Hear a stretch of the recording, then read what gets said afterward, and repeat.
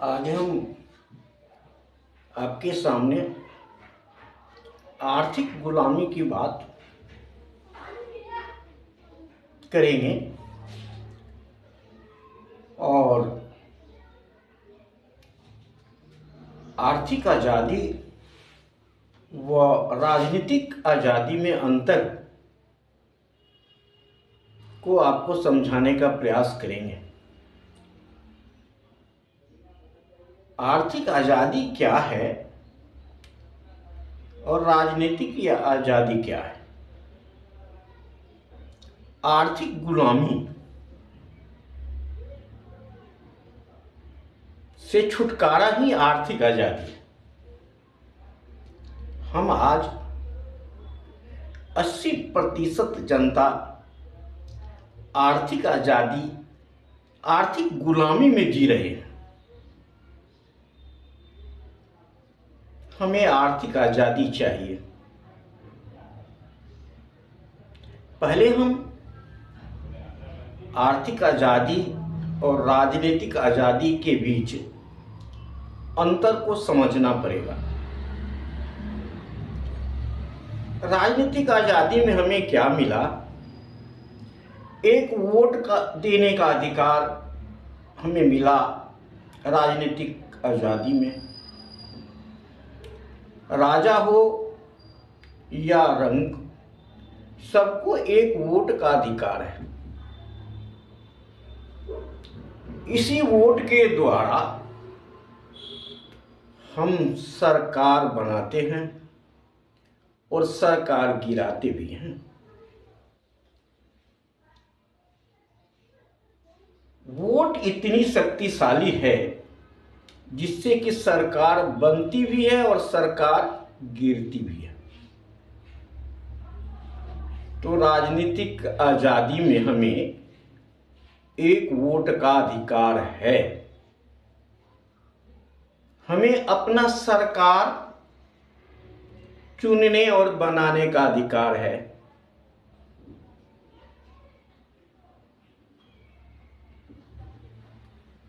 लेकिन हमें सरकार चुनने और बनाने का अधिकार तो है, लेकिन 80% जनता को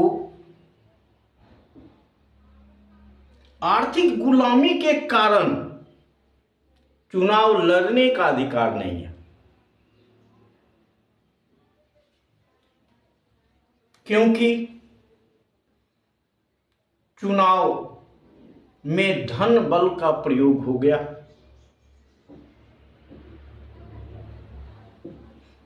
सरकार भी,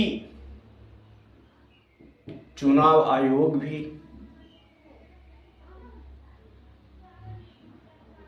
मिल करके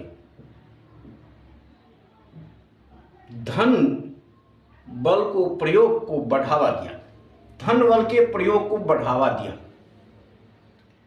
जिसके कारण सरकार तो हम चुनते हैं, लेकिन हम 80% जनता के लिए सरकार नहीं चुनते। जो आज संसद विधायक चुन के आते हैं वह पूंजीपतियों का बेटा होता है, करोड़पति होता है और जिनकी दौलत अथाह होती है। इन्हीं संसद विधायक और पूंजीपतियों ने हमें लूटा है, हमें आर्थिक गुलामी में रखा है। इन्होंने, सरकार तो हम बनाए हैं, हमने तो वोट दिया है, लेकिन अपने लिए वोट नहीं दिया, हम इन्हें 10% लोगों के लिए वोट दिया। 10% लोगों को हाथों को मजबूत करने के लिए वोट दिया। 10% लोगों को धन दौलत बढ़ाने के लिए वोट दिया। हम अपने आप को लुटवाने के लिए वोट दिया, क्योंकि 80% में से हम संसद और विधायक नहीं बनते, जिससे 80% का काम नहीं होता है। उनकी आर्थिक गुलामी से नहीं निकाला जाता है, उनको आर्थिक गुलामी में रखा जा रहा है। ये 10% लोगों द्वारा जो आज संसद विधायक बन के जा रहे हैं,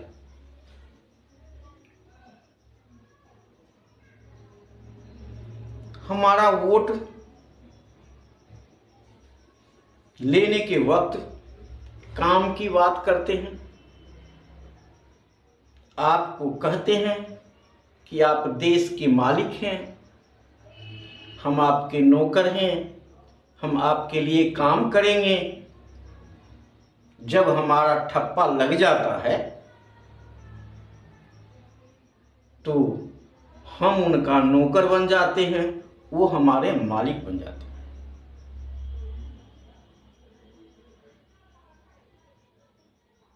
सरकार उन्हीं को बन जाती है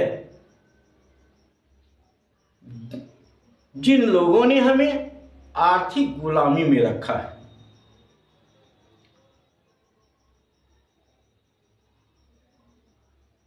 संविधान में बाबा साहब ने आर्थिक गुलामी से निकालने का प्रयास किया है, आर्थिक आजादी दिलाने का प्रयास किया है। संविधान में आर्थिक गुलामी की चर्चा है, और जब कानून बना, देश में हमारा शासन आया, हम अंग्रेजों से आज़ाद हो गए, हमारी सरकार बन गई, संविधान बन गया, तब कहा गया कि आर्थिक गुलामी हम आगे दे देंगे, अभी हमें राजनीतिक गुलामी से आज़ादी चाहिए, माने राजनीतिक आज़ादी चाहिए। आर्थिक गुलामी तो हमारे हाथ की बात है, हम अपनी जनता को आर्थिक गुलामी दे देंगे, आर्थिक गुलामी से छुटकारा दे देंगे। लेकिन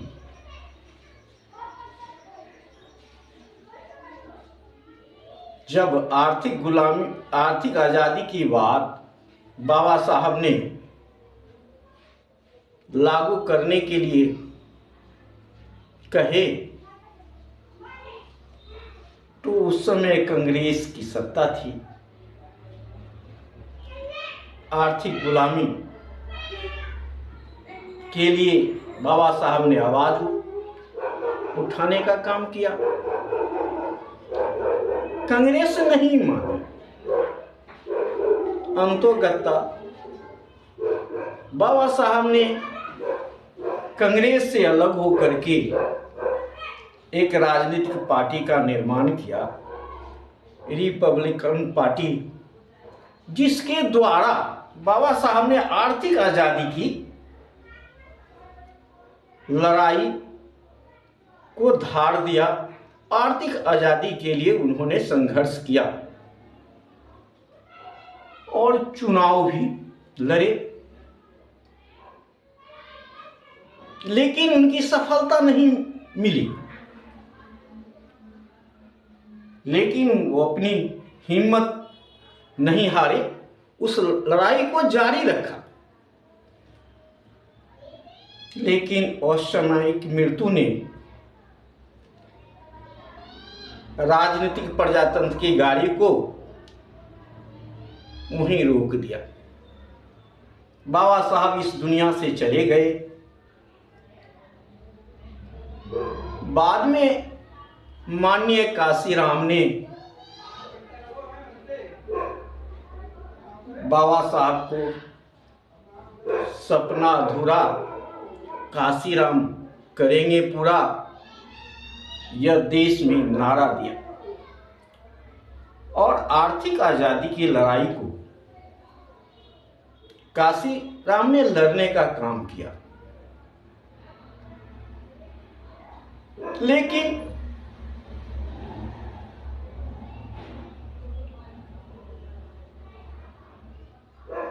काशीराम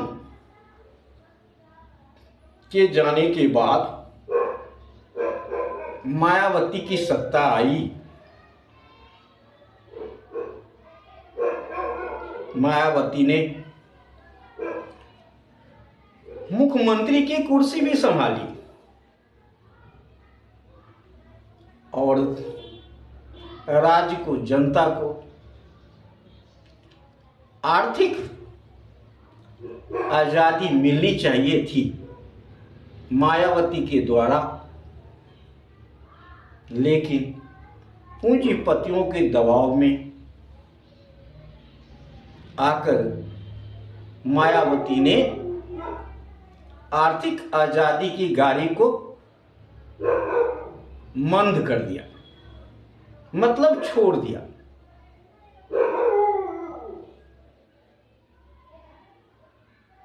फिर से मैं ये बताना चाह रहा हूं कि बाबा साहब का सपना अधूरा, काशीराम करेंगे पूरा, वह सपना था आर्थिक आजादी। आर्थिक आजादी में, राजनीतिक आजादी में एक वोट का अधिकार है। तो बाबा साहब के अनुसार, संविधान के अनुसार, एक वोट के बराबर देश के हिस्सा में, देश के संसाधन में हिस्सेदारी का अधिकार है। एक वोट के बराबर देश के संसाधन में मतदाताओं को हिस्सेदारी का बात है आर्थिक आजादी। हमें जैसे एक वोट देने का अधिकार है, तो एक वोट के बराबर देश के पूंजी में हिस्सेदारी का भी अधिकार है। देश की संपत्ति क्या है? देश का संसाधन, देश का जमीन, ये सब देश की संपत्ति है। इसमें हमारा भी हिस्सा एक वोट के बराबर है। वो आर्थिक आजादी यही कहता है कि एक वोट के बराबर हमें देश में हिस्सेदारी मिलनी चाहिए।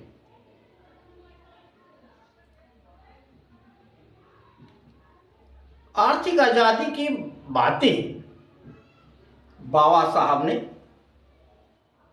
अनुच्छेद 35 से लेकर के 51 तक, 35 से लेकर 51 तक जो आर्थिक आजादी की बात उस संविधान के अनुच्छेद में कहा गया है, ये सब मिला करके आर्थिक आजादी की बातें हैं। 35 से 51 अनुच्छेद में आर्थिक आजादी की बातें कही गई है। सभी अनुच्छेदों के द्वारा ये निष्कर्ष निकलता है, अगर ये सभी अनुच्छेद 35 से लेकर 51 को लागू कर दिया जाए तो हमें आर्थिक आजादी मिल जाती है।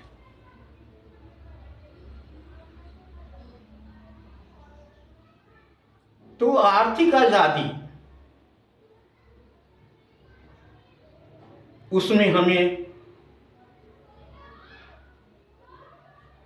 मोटा मोटी ये कहें कि हमें समान रूप से सम्मानजनक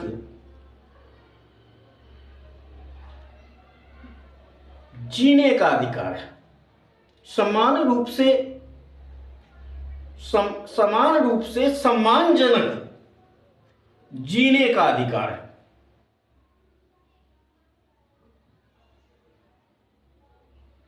हमें कानूनन नौकरी पाने का अधिकार है, सम्मानजनक वेतन पाने का अधिकार है, हमें देश में कहीं भी बसने का अधिकार है, हमें बोलने की स्वतंत्रता है, हम अपनी बातें रखने की स्वतंत्रता है, स्त्री पुरुष को समान रूप से सम्मानजनक वेतन पाने का अधिकार है,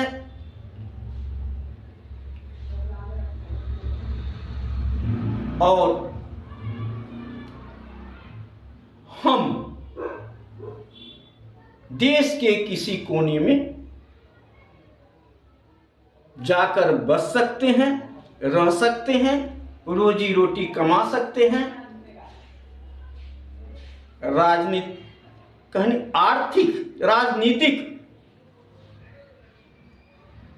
आर्थिक और सामाजिक उत्थान की बात आर्थिक प्रजातंत्र में कही गई है।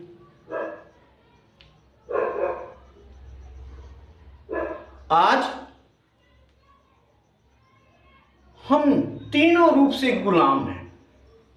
ना राजनीतिक प्रजातंत्र है हमारे लिए, हम राजनीतिक रूप से स्वतंत्र नहीं हैं, न आर्थिक रूप से हम मजबूत हैं, न सामाजिक रूप से सामाजिक रूप से मजबूत हैं। समाज में आज सामाजिक गुलामी, हम अच्छा कपड़ा नहीं पहन सकते, कुछ लोगों के सामने हम घोड़ी पे नहीं बैठ सकते, हम उनके सामने पानी नहीं पी सकते। आज भी सामाजिक गुलामी है। तो आज 80% जनता राजनीतिक, आर्थिक और सामाजिक रूप से गुलाम है। इससे निकलने के लिए हमें आर्थिक गुलामी की,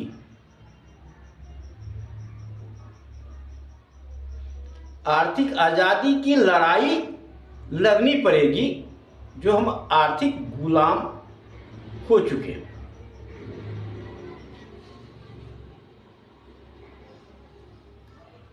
जब तक हम ये नहीं अपने आप को कहेंगे कि हम आर्थिक रूप से गुलाम हैं, तब तक इसकी लड़ाई हम लड़ ही नहीं सकते।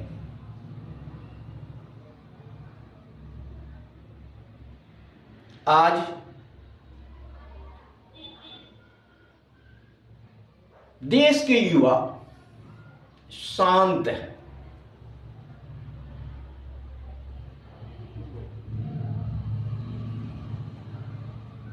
वह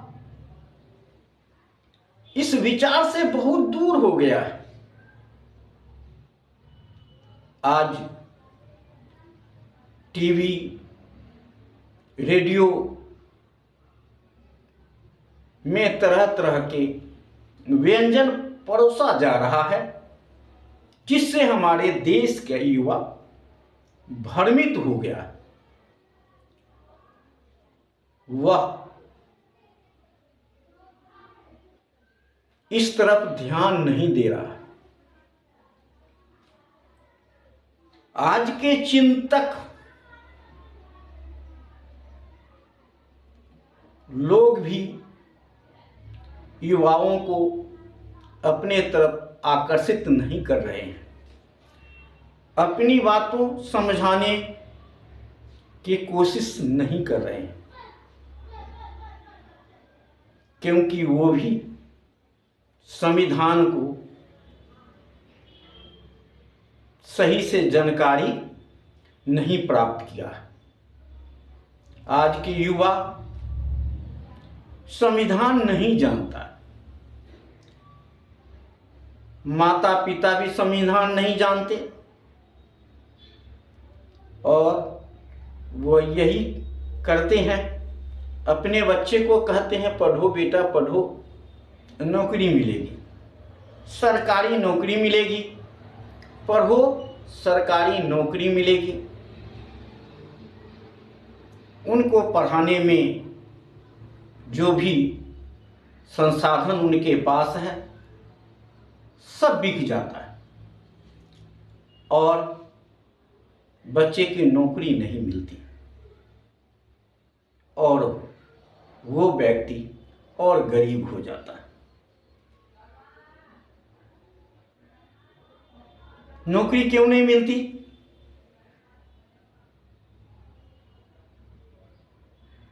क्योंकि आज कंपटीशन का युग है। हमारा बच्चा उतना अच्छा नहीं कर सकता, उतना अच्छा नहीं पढ़ सकता, हमारे लिए सरकारी स्कूल, बड़े लोगों के लिए प्राइवेट स्कूल, अच्छी शिक्षा हमें नहीं मिली, तो अच्छी नौकरी कहाँ मिलेगी? दूसरी तरफ सरकार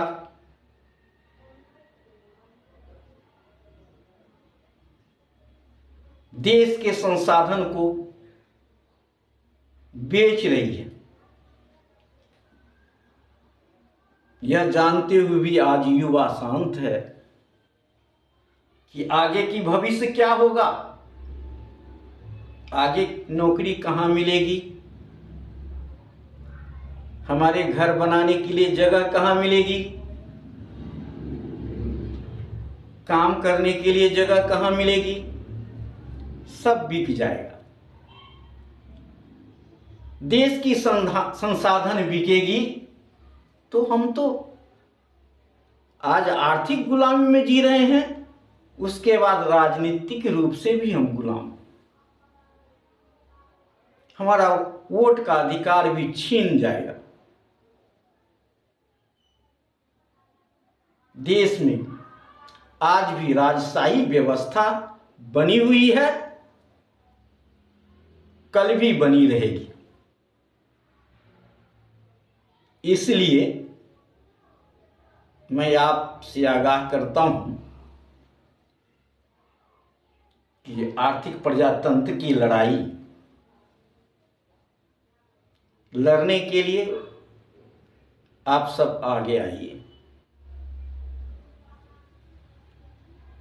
बाबा साहब को सपना को पूरा कीजिए। बाबा साहब ने 80% जनता के लिए जो सपना लेकर आए थे, उसे आज की सरकार से लागू कराने के लिए आपको संघर्ष करना पड़ेगा। आर्थिक प्रजातंत्र जो है, जिसके लिए हम कानून रूप से हम सक्षम नहीं हैं, क्योंकि आर्थिक प्रजातंत्र सरकार के ऊपर छोड़ा गया है कि जो स्टेट पॉलिसी है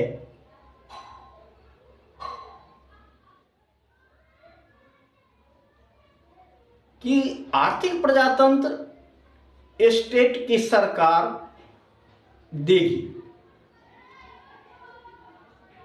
धीरे धीरे सरकार की जैसे तरक्की होगी वो आर्थिक प्रजातंत्र को लागू करते जाएगी। लेकिन 70 साल हो गया, किसी सरकार ने आर्थिक प्रजातंत्र की बातें नहीं की। इसके लेकर के हम कोर्ट में नहीं जा सकते, क्योंकि कोर्ट कहती है कि चुनी हुई सरकार को हम दबाव नहीं दे सकते, क्योंकि वो मत के द्वारा चुनी हुई सरकार है। आपको काम अगर नहीं सरकार कर रही है तो आप मत के द्वारा उस सरकार को गिरा सकते हैं, यह कोर्ट का कहना है। फिर हम इन्हीं सरकार को क्यों चुनते हैं जो हमें आर्थिक प्रजातंत्र नहीं दे रही है, आर्थिक प्रजातंत्र की बात नहीं कर रही है। इन्हीं सरकार को फिर हम वोट दे करके चुनते हैं। आज आपको सावधान होना होगा कि हम वैसी सरकार नहीं बनाएंगे जो आर्थिक प्रजातंत्र की बात नहीं करेगा। और आर्थिक प्रजातंत्र के लिए हम संघर्ष करेंगे, मांग करेंगे, आवाज उठाएंगे।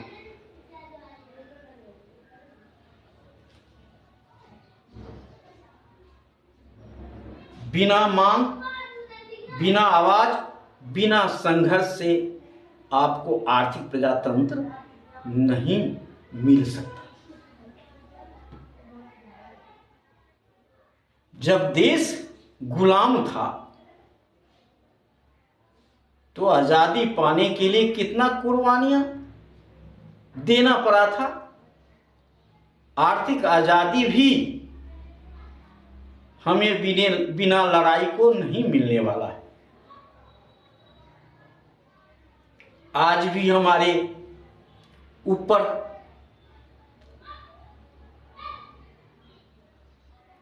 काले अंग्रेज की शासन है। अपने देश में ही अपने लोगों के द्वारा हम गुलाम बनाए हुए हैं।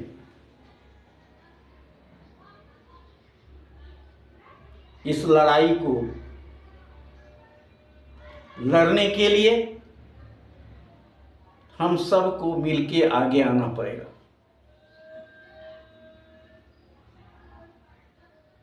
और आर्थिक प्रजातंत्र की बात करनी पड़ेगी। आज तक आपने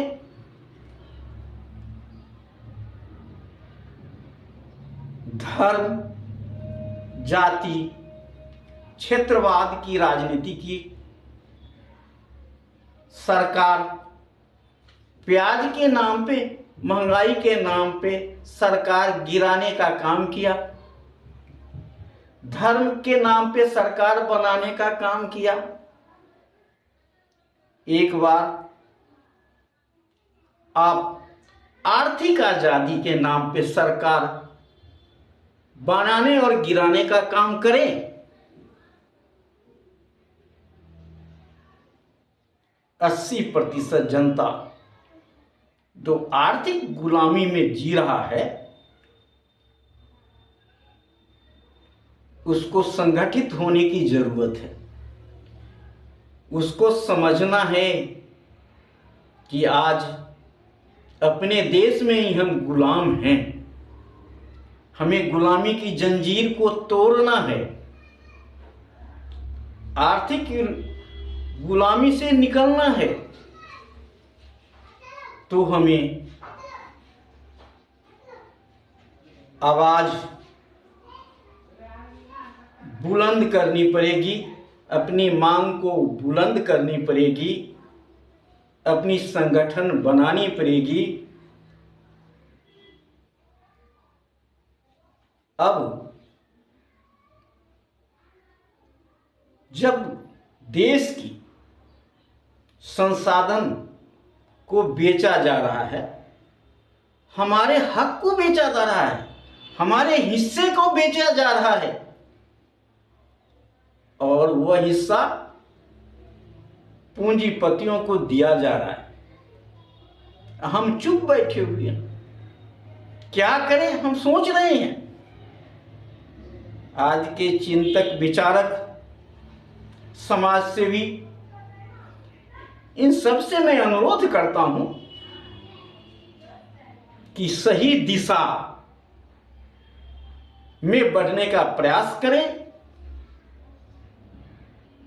जनता को आर्थिक आजादी के लिए मजबूत करें। संविधान की धारा को जन जन तक पहुंचाने का प्रयास करें। जब तक वह अपनी अधिकार को नहीं समझेंगे, वह लड़ नहीं पाएंगे। उनको अपने अधिकार को समझाना होगा, जनता को अपने अधिकार को बताना होगा, तब उस लड़ाई में मजबूती आएगी। हमारे देश के आज चिंतक, बुद्धि से कुशल, पढ़े लिखे लोग चिंतित हैं, सोच में पड़े हुए हैं कि हम करें तो कैसे करें, क्या करें। आज हमारी आवाज भी छीनी जा रही है, धन तो छीना ही जा रहा है, हमारी संपत्ति छीनी जा रही है, लेकिन हमारी आवाज भी छीनी जा रही है और हम चुप हैं। इसलिए बाबा साहब ने कहा है,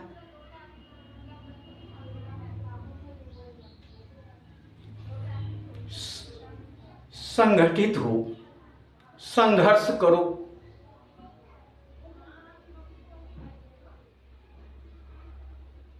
तब आपको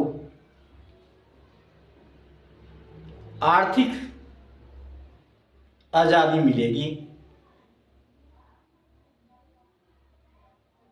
बिना परिश्रम से हम धन नहीं कमा सकते, तो बिना लड़ाई से हम आजादी भी प्राप्त नहीं कर सकते। आजादी के लिए भी हमें परिश्रम करना पड़ेगा, हमें संघर्ष करना पड़ेगा, युवा वर्ग को तैयार करना पड़ेगा कि अब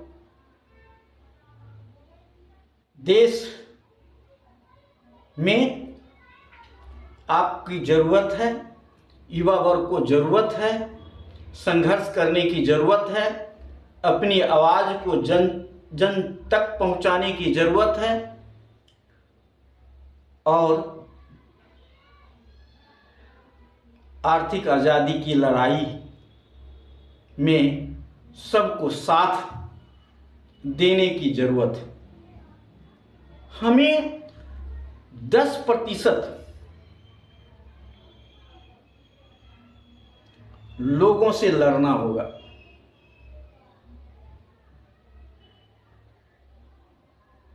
10% और 90% को अलग करना होगा। गरीबी रेखा से नीचे जी रहे हैं, वो भी आज धर्म के नाम पे हम अपना रास्ता भटक जा रहे हैं।